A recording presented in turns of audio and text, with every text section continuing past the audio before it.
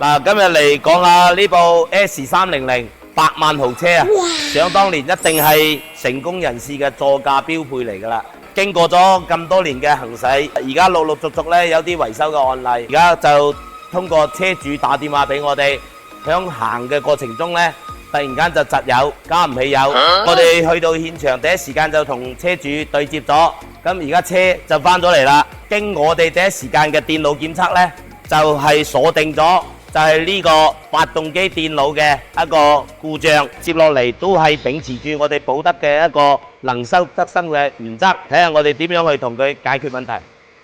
呢個電腦板呢，我哋依家就拆咗出嚟啦。主要問題呢，就係因為呢個芯片甩環。咁點解要甩環呢？因為呢個電腦板呢，裝喺發動機個頂部，長期高溫導致咗飛環。咁我哋只要將呢個芯片呢，重新補一次環，咁呢個問題呢，就可以解決啦。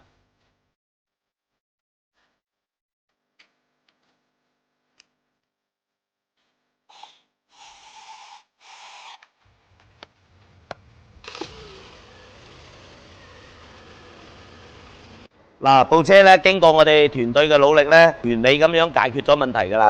嗰塊電腦板咧，如果換塊原廠全新嘅咧，就成皮嘢；換塊拆車件咧，我又唔放心。但係咧拆出嚟睇到嗰個電腦板可以維修嘅咧，我哋都係以住能收則收嘅原則，而家同佢維修好咗啦。咁啊，用少錢辦大事嘅方案處理咗問題㗎啦。我哋中山保德有27年嘅維修經驗。一類嘅維修企業資質，如果你都有北上整備嘅計劃，可以過嚟中山保德揾我哋，我哋免費為你提供檢查服務，出個合理嘅維修方案俾你。你哥需要我哋專業，記得關注我哋中山保德哦。